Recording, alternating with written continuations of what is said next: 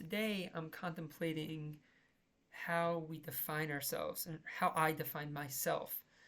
And it's just so interesting because I recognize that I've built certain positive practices in my life and I always struggle with them.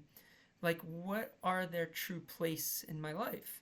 For example, take meditation, take like taking a daily walk, or um, repeating like daily affirmations for myself.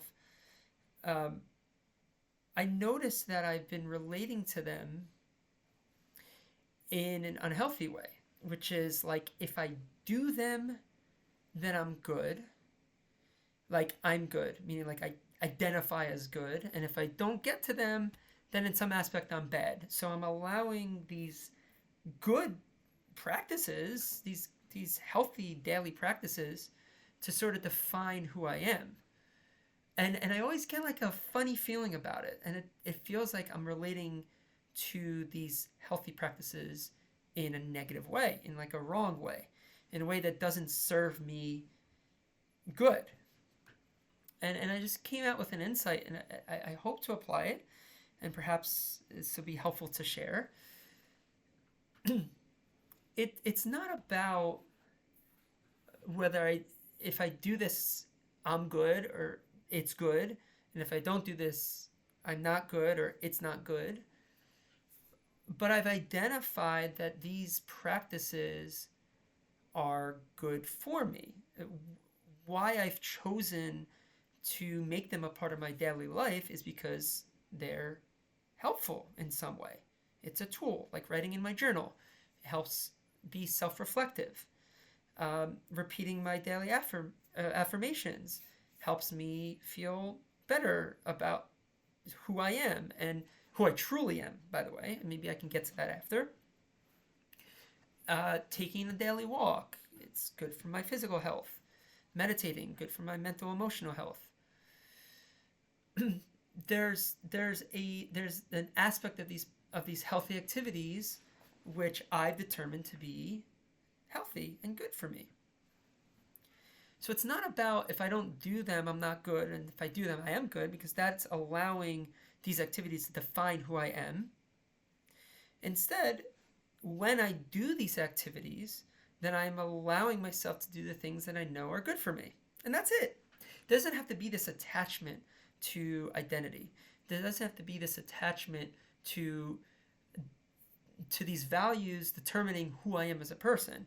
Having the values themselves helps align myself with who I am, and that's it. The rest can sort of just float away. The rest can just be let go. So when I do get to these practices, and I hope to build these practices more into my life, it's positive when they're needed.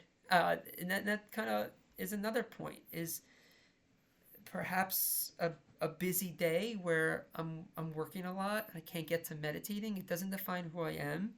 It's just that day didn't allow for it to be a part of the day for me. And that's okay. It's okay. And I guess I'm saying it's okay because a part of me would say it wouldn't be okay, right? Because I've already determined it to be a part of what a healthy day looks like. But that doesn't have to be the case. And I think this is more a conversation of letting go and just being in tune with what we need in any given day or any given moment, and we just allow ourselves to go into that practice. And just to take that pressure off of feeling like we have to do something. We don't have to do anything. We choose to do the things that we know are good for us, even working, for example. You know, the days that I work, it's great. It serves a purpose of providing me the funds I need to live my life. Um, it allows me to progress in my career, in my profession. But let's just say I couldn't work. Let's say I was sick and I can't work, right? I mean, typically I would probably pressure myself to still work. That's sometimes what I would do. But to recognize and to give myself that understanding in that space to know that if I don't work, that it doesn't define who I am. Work doesn't have to define who we are. work serves a purpose. It serves an important purpose. And as long as we're able to, we can fulfill that important purpose. But it doesn't have to sort of enmesh into identity, into who we are. I think that's the main topic of this talk today, is to separate between identity and doing things that we know is good for us, and to really be careful and aware of not allowing those things to intertwine, and to know that our identity is separate from the things that we value and the things that we do. It's separate from that. We have an inherent value, which I think is a different discussion, but I do believe that each of us has an inherent value that's separate from what we decide to do in our day, and that we still retain that value no matter how we show up, right? And that's one of the mantras that I really enjoy, which is nothing to do, nothing to have, and nothing to be.